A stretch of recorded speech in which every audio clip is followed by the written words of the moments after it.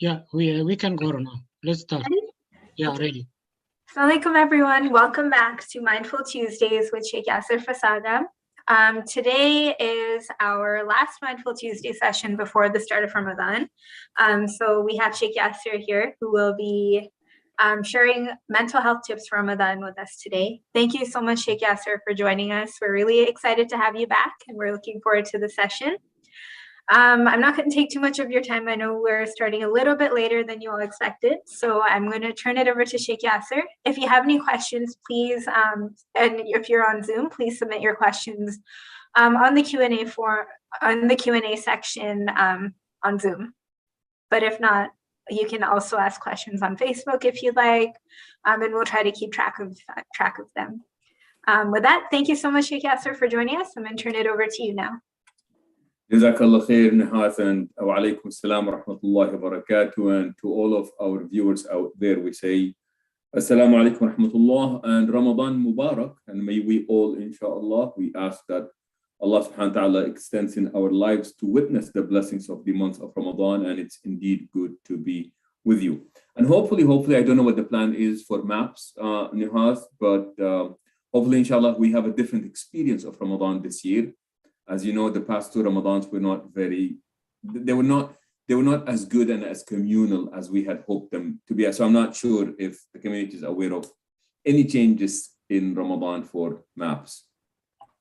Yeah, I think inshallah there's going to be Tarawih in person, and it'll almost be like pre-pandemic times. And inshallah we'll be able to sustain that throughout the course of Ramadan. Where I'm really looking forward to the community feel again. Beautiful. While Ramadan had its benefits in quarantine, it'll also be nice to be with community again. Inshallah. And we absolutely do look forward, inshallah, for a Ramadan that we can enjoy all as a community as well as individually, inshallah, ya Rabbil Alameen. So very quickly, inshallah, I'll try to cover everything that we wanted to cover this time, hopefully. I know we make these promises every time, but inshallah, hopefully this time we keep the promise. All right. So here is the thing. We are talking about fasting and mental health at this point, but please keep in mind that Islamically speaking, the absolute essence of Ramadan is a spiritual growth. And today, inshallah, we are going to attempt to have that spiritual growth and mental health, inshallah, combined in ways that hopefully make sense to us. So this is a very popular verse number 183 from Surah number 2, where Allah subhanahu wa ta'ala lets us know about Ramadan and fasting. يَا أَيُّهَا الَّذِينَ آمَنُوا كُتِبَ عَلَيْكُمُ الصِّيَامُ كَمَا كُتِبَ عَلَى الَّذِينَ مِنْ قَبْلِكُمْ لَعَلَّكُمْ تَتَّقُونَ. O ye who have believed, or ye who have attained faith, fasting is ordained for you as it was ordained for the people before you, so that you may remain conscious of God. Or Malik translates it as so that you may learn self-restraint. Yusuf Ali says to learn self-restraint. Mustafa Khattab translates it into so that you will become mindful of Allah. Pickthall translates it as so that you may ward off evil.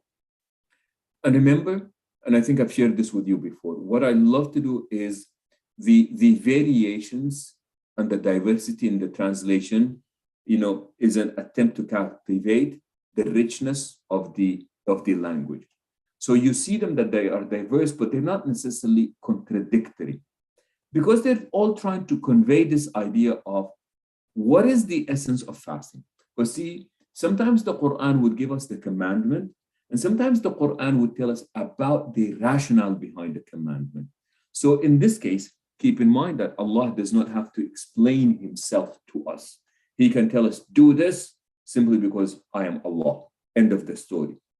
However, many times what we see in the Quran is that Allah would tell us to do this, and then Allah would tell us either the rationale behind it or the purpose or the goal behind it. And in this particular case, the Quran is explicit, it's very clear, and that is the whole essence of fasting, is so that people may attain God consciousness, self-restraint, become mindful of Allah, word of evil. So consciousness is the essence of fasting. Taqwa, again, there are just so many different translations. Sometimes you find it that so that you be in awe of Allah, so that you be conscious of Allah, so that you guard.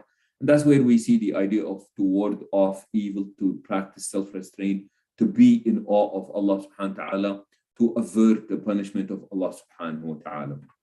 And what we also see here is that this notion of taqwa is mentioned in the Quran in about 282 different places.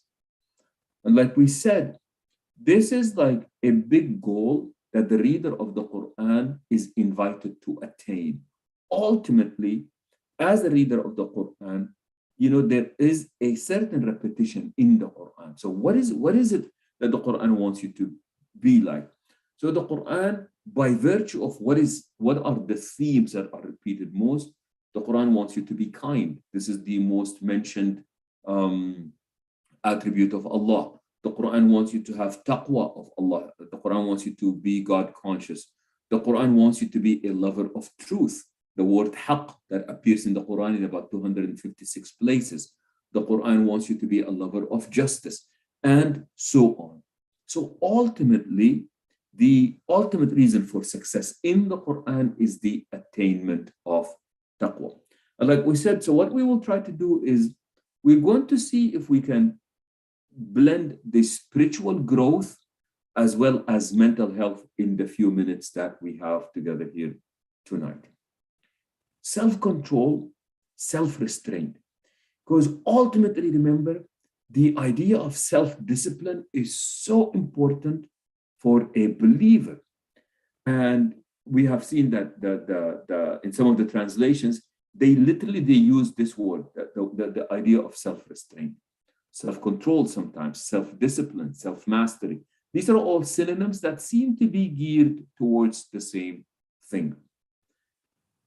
Basically speaking, when we speak about self-control, self-restraint, we're talking about the person's ability to control one's emotions, behaviors, and desires in the face of external demands in order to function in society. This is really incredible. It is something that is done willingly. Remember, if we are deprived, we can't really call it self-control simply because we just really do not have the ability to do so. And that is why those who are exposed to evil and choose not to partake in that evil are rewarded much higher than those who were never exposed to that evil. Okay, so somebody who's never seen alcohol in their lives, who've never, you go to the store and alcohol is at your disposal, never crossed your mind that to buy alcohol. It is there, yet you practice willingly, knowingly. You chose that I want nothing to do with this thing, for example. Or the idea that, sometimes people just expose themselves in ways that are unacceptable to us as Muslims, and you choose to lower your gaze. What we are doing here is that this is a person that is controlling their behavior, emotions, and desires in the face of the external demands that in order to function in society. Self-control is also essential in behavior to achieve goals and to avoid impulses and or emotions that could prove to be negative, as we will see. Self-control can literally affect everything and anything that we do. And the Quran tells us that self-control separates us from animals. Remember, animals operate on the idea of instinct. That is how they operate. So in the Quran, you see this idea of Allah saying that some people are like animals. So for example, and most certainly, this is in Surah Al-A'raf, Surah number 9, where Allah says, وَلَقَدْ ذَرَأْنَا لِجَهَنَّمَ كَثِيرًا مِنَ الْجِنِّ وَالْإِنسِ لَهُمْ قُلُوبٌ لَا يَفْقَهُونَ بِهَا وَلَهُمْ أَعْيُنٌ لَا يُبْصِرُونَ بِهَا وَلَهُمْ آذَانٌ لَا يَسْمَعُونَ بِهَا أُولَئِكَ كَالْأَنْعَامِ بَلْ هُمْ أَضَلُّ أُولَئِكَ هُمُ الْغَافِلُونَ. And most certainly, we have destined for hell many of the invisible beings, Muhammad Asad calls them, or jinns and human beings and men. What is it about them? They have hearts with which they fail to grasp the truth. They have eyes with which they fail to see, and ears with which they fail to hear. They are like cattle. Nay, they are even less conscious of the right way. It is they, those who are truly heedless. Malik says that they are like animals, or even worse than them, because they are those who are heedless. Again, Yusuf Ali calls them, they are cattle. Nay, they're more misguided than cattle, for they are heedless of the warnings.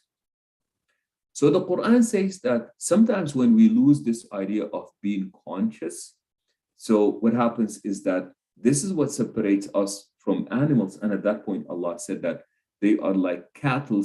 Nay, they are even more misguided. Because even in the instincts, cattle and animals, they do what they do to benefit themselves. And sometimes, unfortunately, we human beings, we do certain things that actually are contrary to our own self-interest. So remember this. It's a self-control when we speak about it.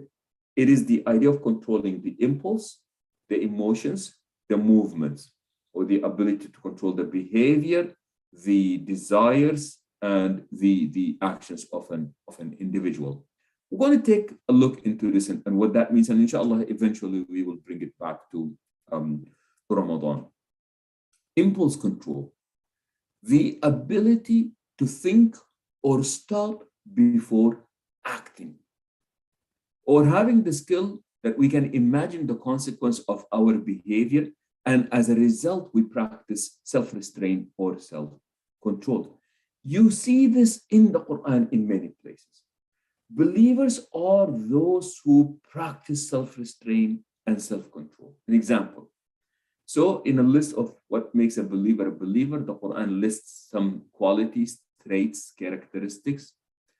They are those الذين ينفقون في السراء والضراء والكاظمين الغيظ والعافين عن الناس والله يحب المحسنين. They are those who spend in the path of Allah in time of plenty and in time of hardship, and hold in check their anger, the idea of impulse control, and pardon their fellow men, because God loves those doers of good. Alrighty, so again, I'm just reading the different translations. They are those who spend in prosperity or in adversity. They are those who control their anger and forgive other people. They are those who restrain anger and pardon all men. They are those who control their anger and pardon others. And here there is something really beautiful about the Quran. So on the one hand, there is self-restraint, self-control that's taking place. And that's where Allah subhanahu wa ta'ala says that they are those who kazimin al-ghayz. They, despite the ability to express their anger, what they do is that they control their anger, they restrain their anger.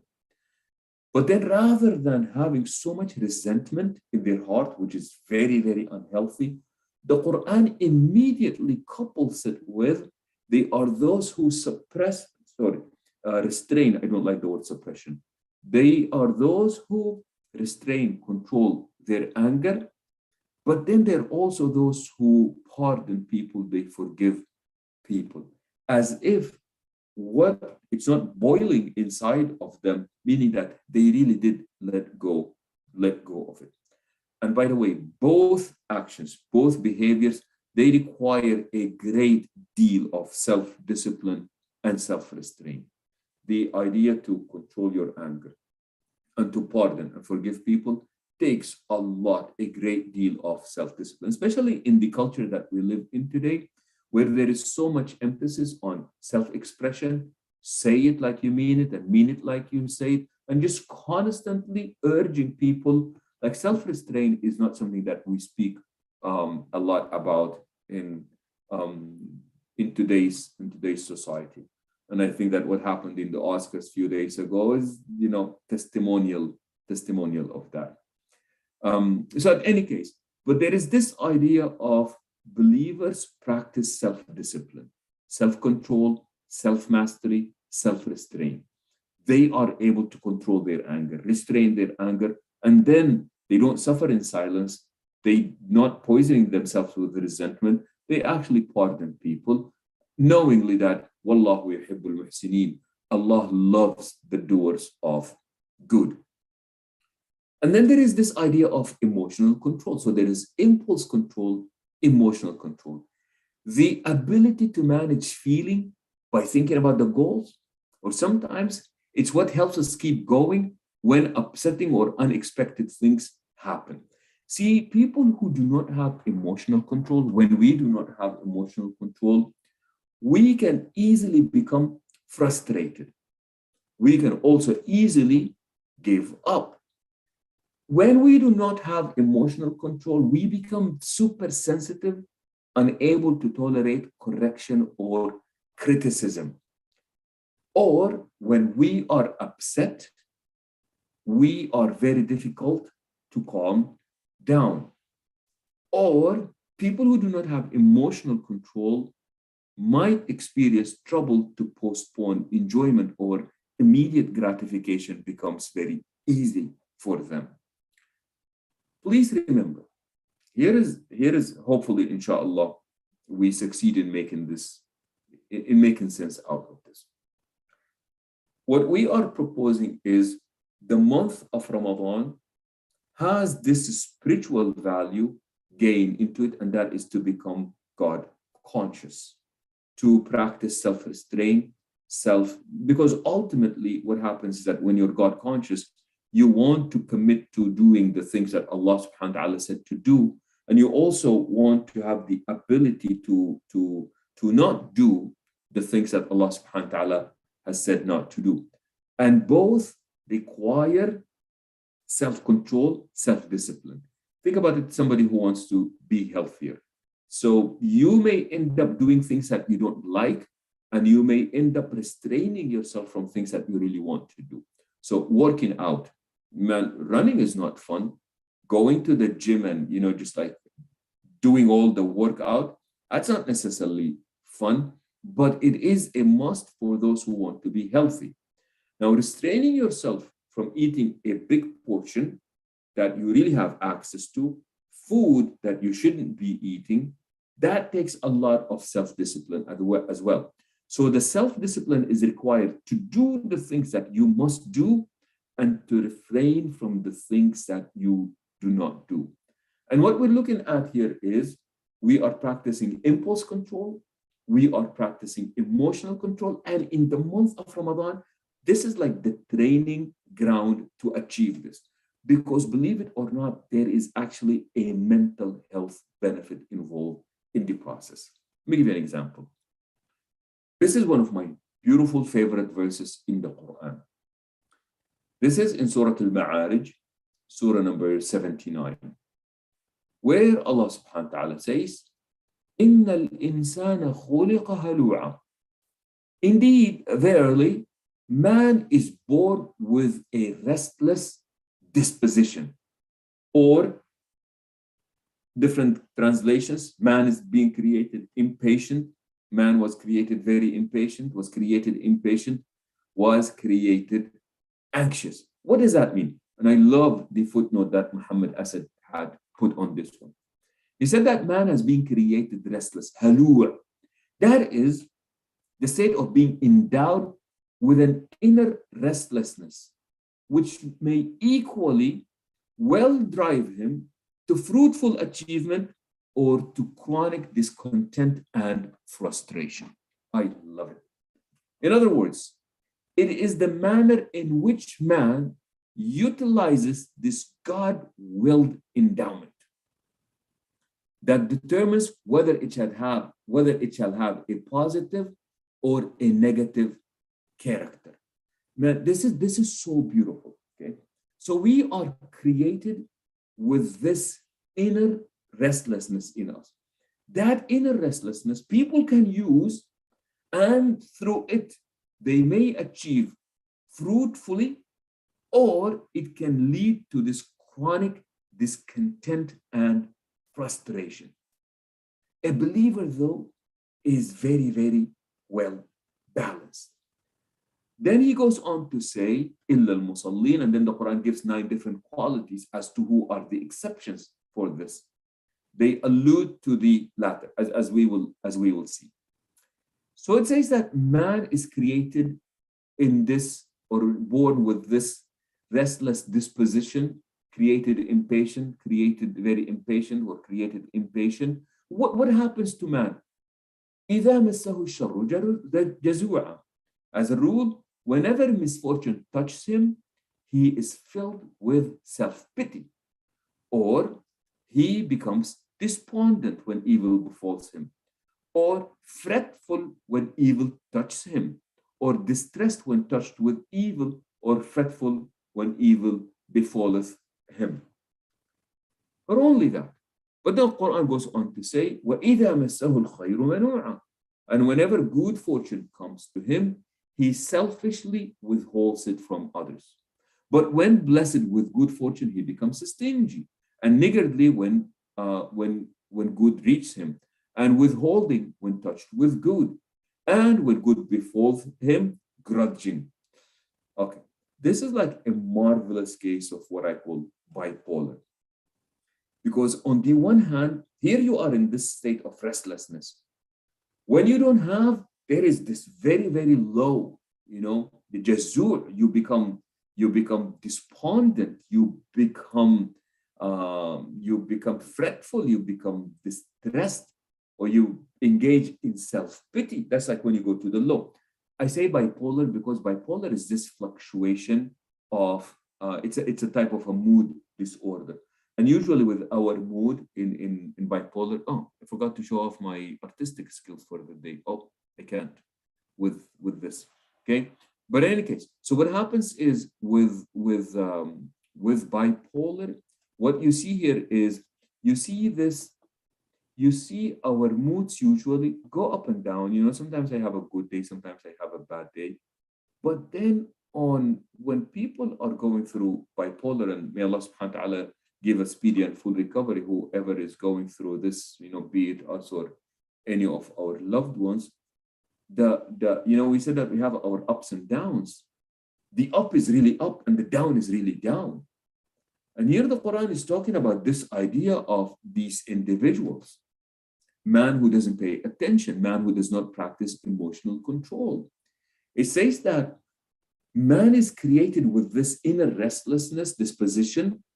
So when he is, when misfortune befalls them, there is this down that people go. So bipolar is when the down is really, really down and the up is really, really high. So you have these mood fluctuations.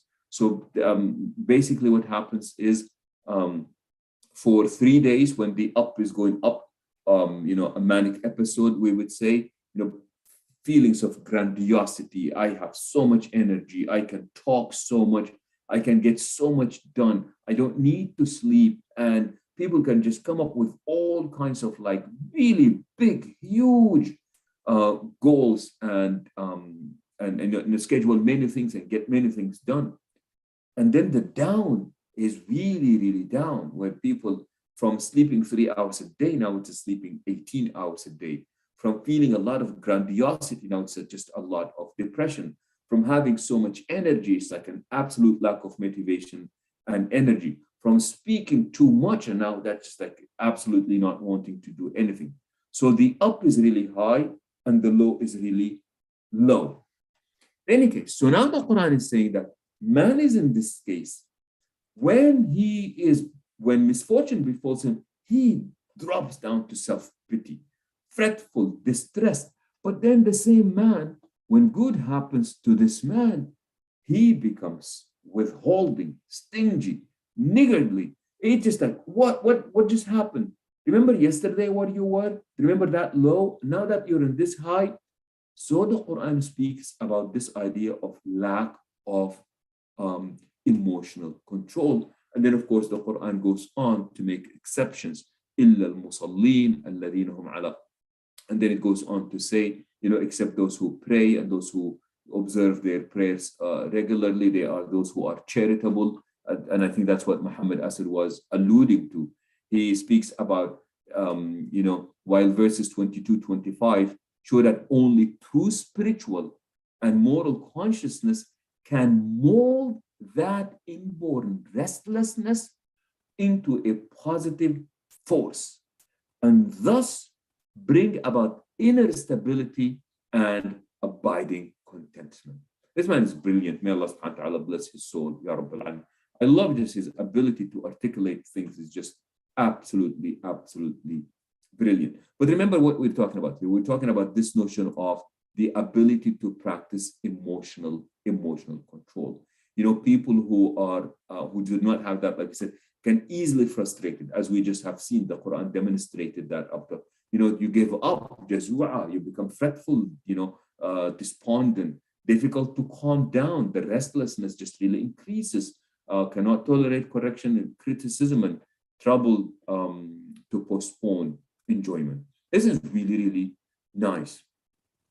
And then there is also this idea of movement control, the ability to control the body movement and regulate our physical action and response in respond in appropriate way.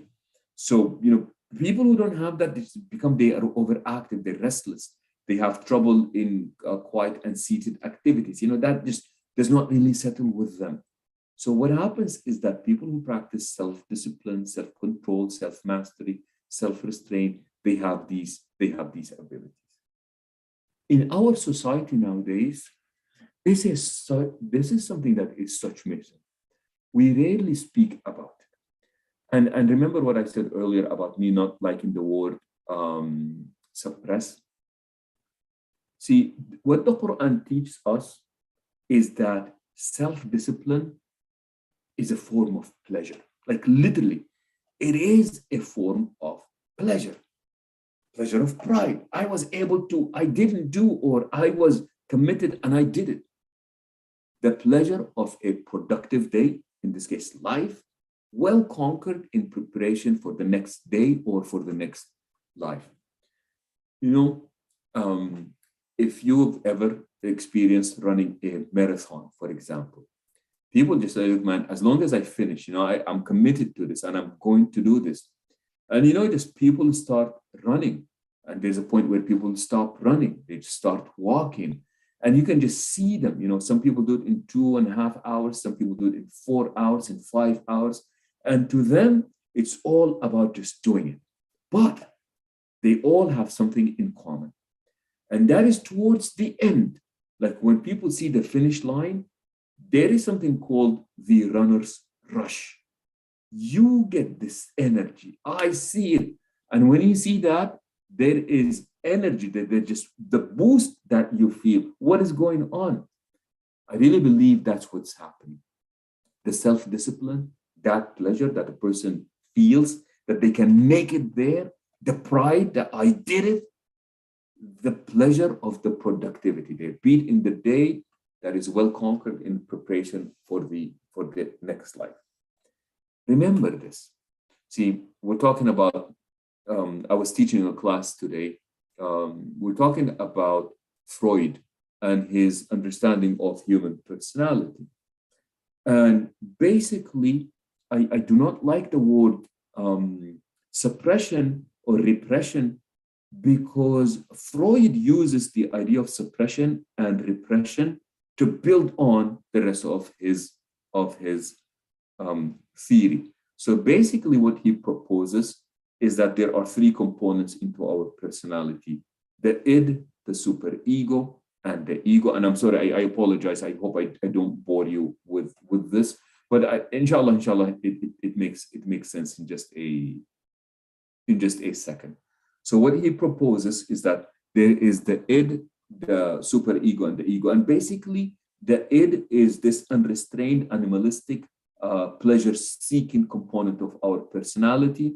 And you know, and by the pleasure, he's mainly talking about sexual and aggression. And then there is the superego, and that's the part of our personality that is engaged with reality. So you're constantly, the superego is trying to control the id. The id says, I want it now. And the superego says, no, you cannot have it now.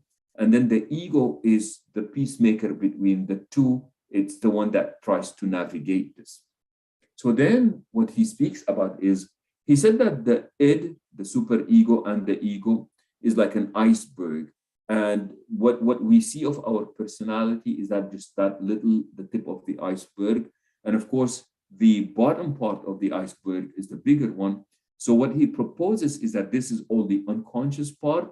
And he said that we suppress this so that when we do it, we feel guilt and we feel shame. And the Quran does not speak of suppression. The Quran does not say to repress or to suppress. What the Quran teaches is practice self-control. Because, and this is, in my opinion at least, the distinction is so important, because suppression leads to anger, anger leads to resentment, resentment leads to hate, and then you just want to try to do something, and then you try something, and then you feel guilty, you feel ashamed. The Quran does not go there. What the Quran says is, look, what you're lusting after is actually not bad. You know, what is it that you want? You know, there are very few desires that the Quran forbids us to have. What the Quran says is put them in the proper channel. Whatever, you know, energy you have, be it sexual, physical energy, whatever it is, put it in the proper channel. And in the process, practice self-discipline, self-control.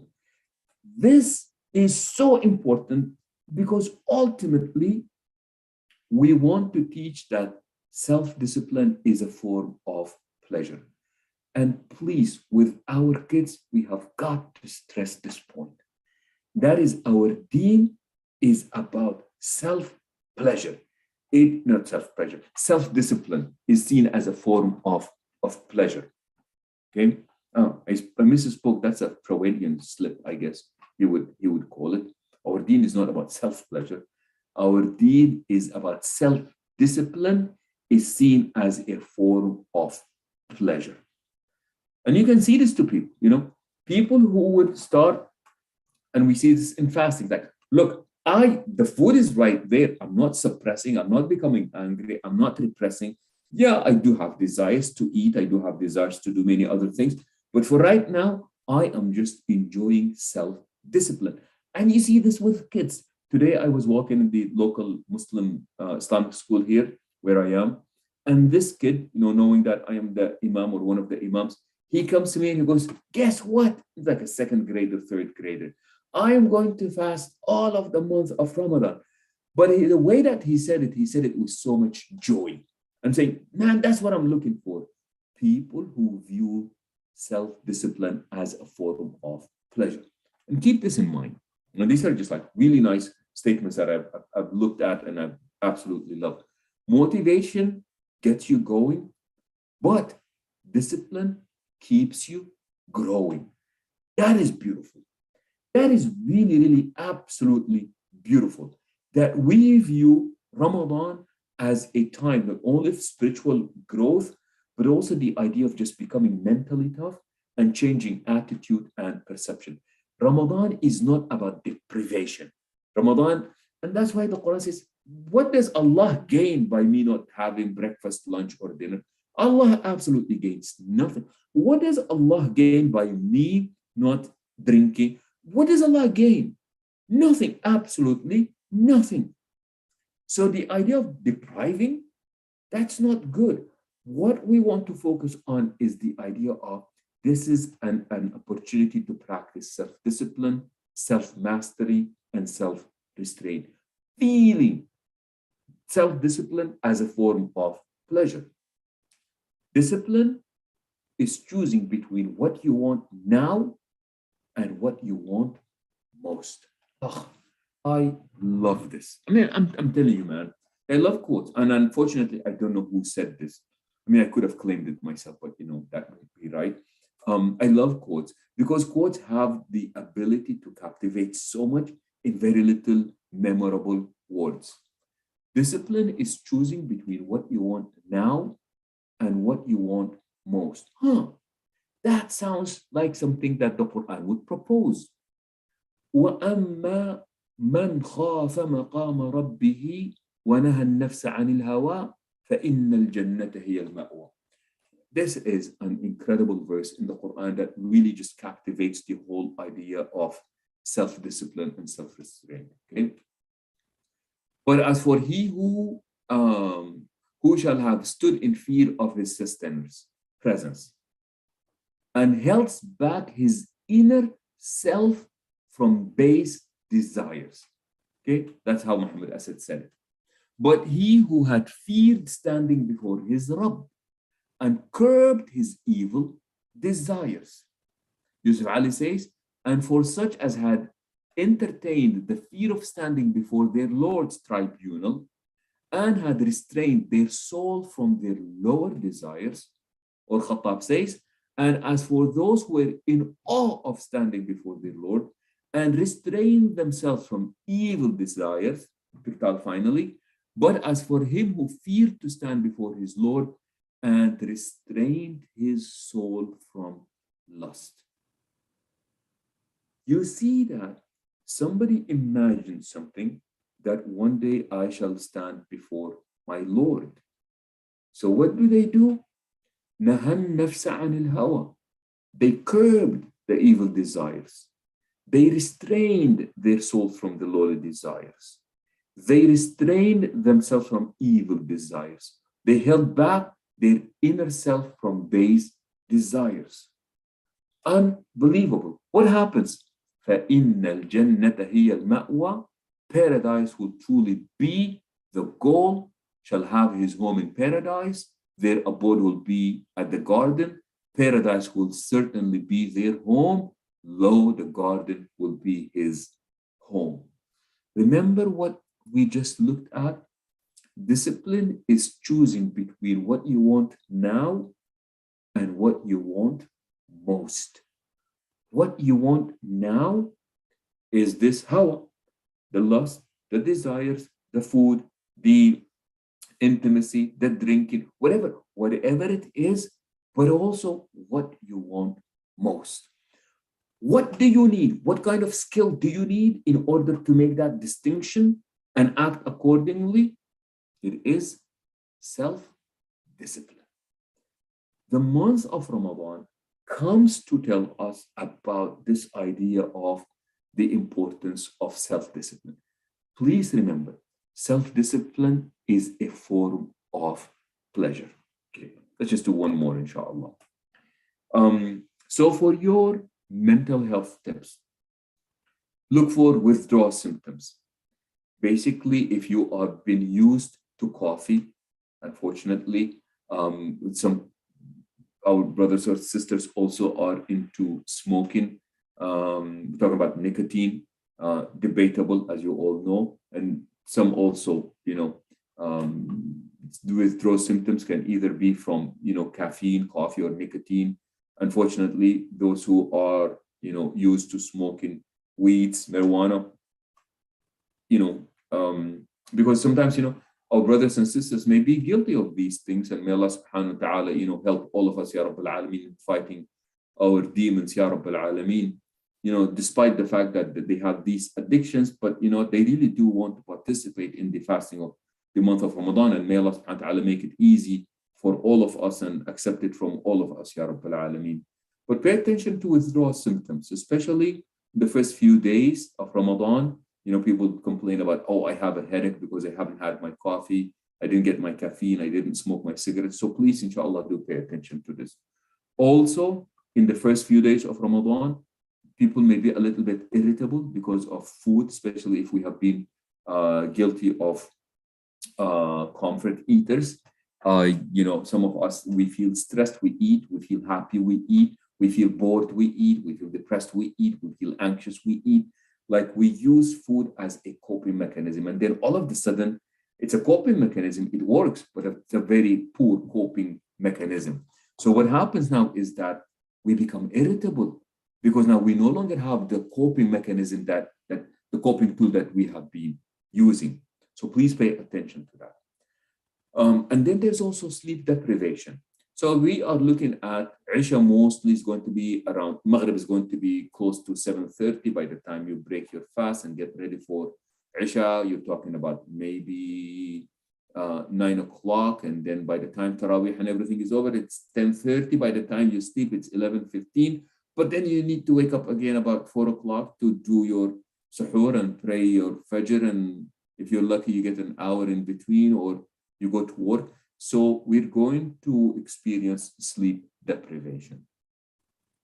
And what that does usually with the sleep deprivation, initially, it can actually also make us irritable a bit, because you're just like feeling tired, out of energy. So you want to make sure that, you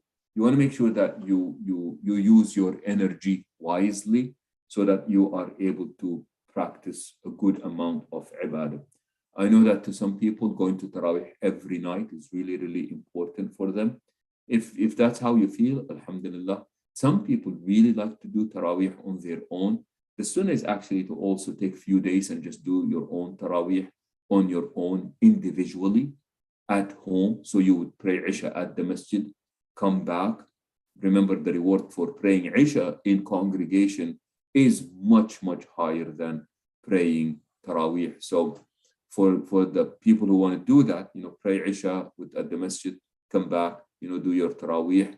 Sometimes people like, it's 8 rak'ahs that you can do some of it before you go to bed, wake up and do some of it after you wake up for suhoor, and so on.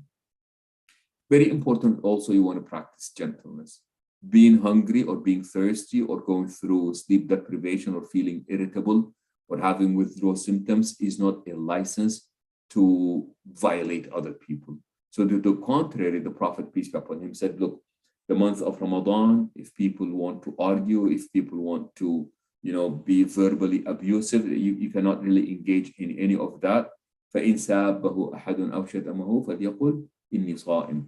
So if it just happens to be that somebody wants to engage in verbal abuse with you, or they want to curse or cuss at you, just say, look, man, today I am fasting.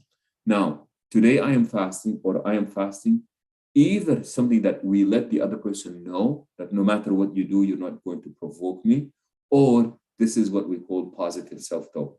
I'm fasting. I should not really be engaged in this type of behavior.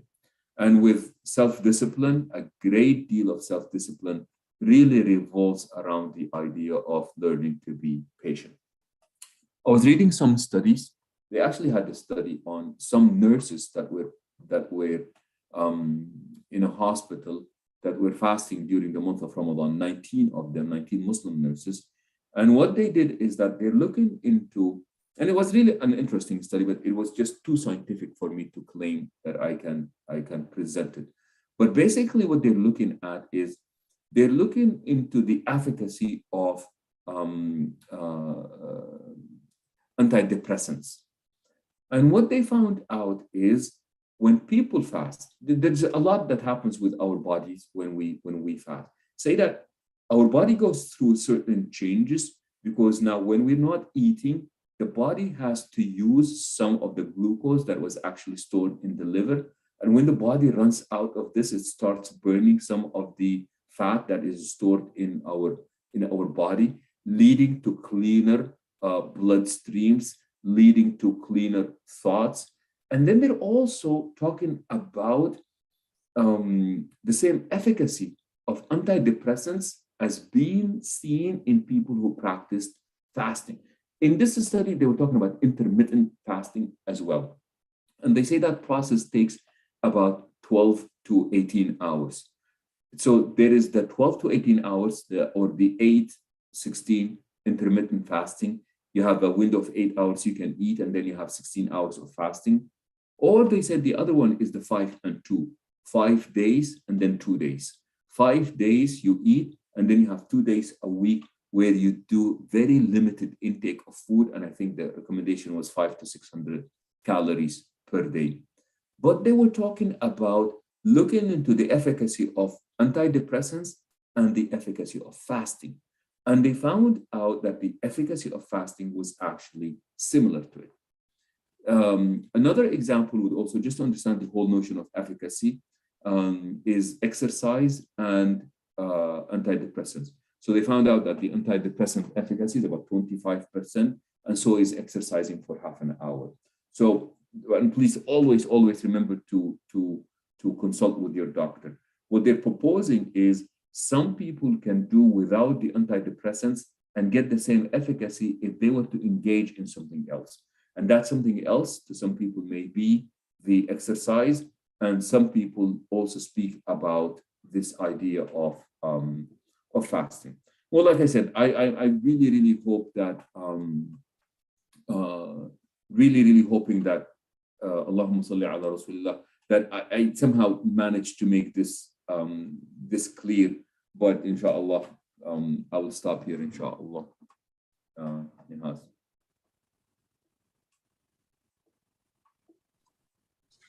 Thank you so much, Sheikh Yassir. Second. That was really informative. Thank you very much. I learned a lot. It doesn't seem like there are any questions, but there is one comment, or I guess this is a question. And this person is asking if you can please share the references for the articles he mentioned. Yes. So one article, Allahumma salli ala Rasulullah. Okay. One article is Fasting in Mood Disorders, Neurobiology and Effectiveness, a review of the literature. And I am just going to put it on the chat. Would that work if I put it on the chat? Yeah, that's perfect. Okay. So I'm going to put some of these articles on the chat. So this is one. The other one that I thought was actually interesting as well was this one on, this is the one. This I thought this was really talking about the mental health benefits of fasting. And in this particular one, yes, they were talking about the BDNF, the role of BDNF. And I think these are some types of secretions. Please don't quote me on that one, but let me tell you where that comes from. That is coming from Allahumma salli wa sallim ala Rasulillah. I see the article here. I will be sharing the link with you guys. It is from the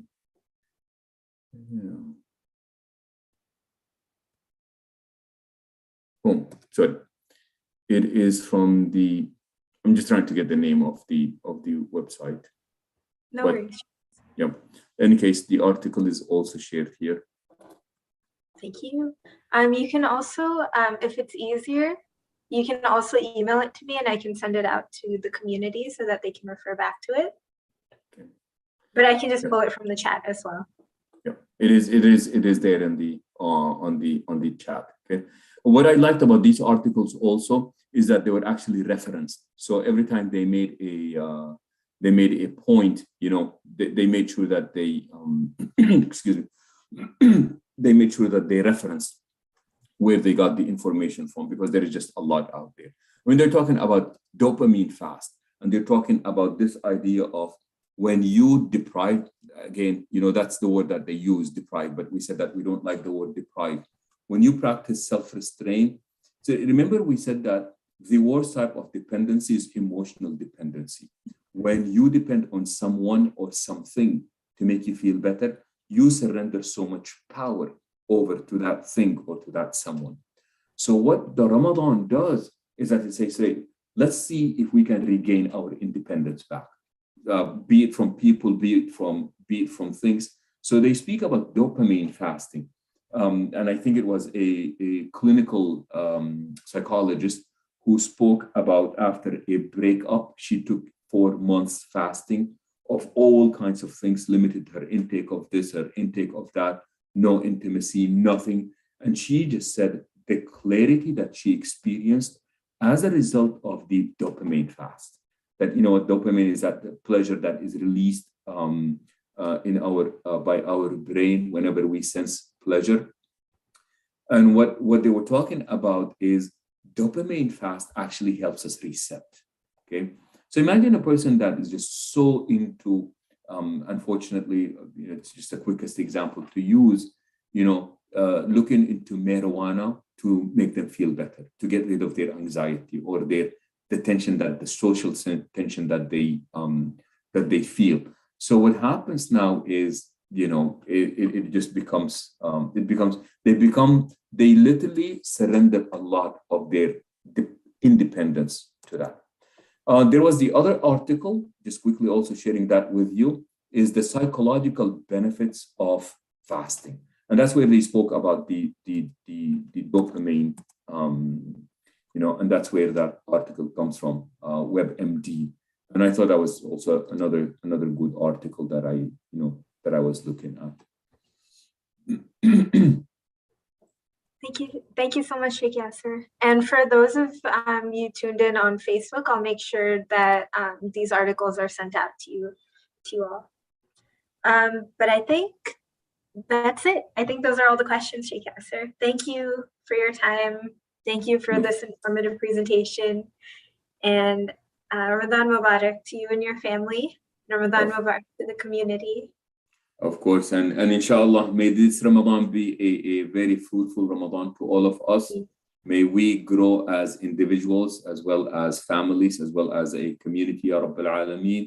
May all of our brothers and sisters who are going through difficulties in this Ramadan, be they local or abroad, may Allah subhanahu wa ta'ala bring peace to their environment, to their hearts, to their minds, Ya Rabbil Alameen. And if any of us or our loved ones are not feeling well, may Allah subhanahu wa ta'ala grant us all a full and speedy recovery, Ya Rabbil Alameen.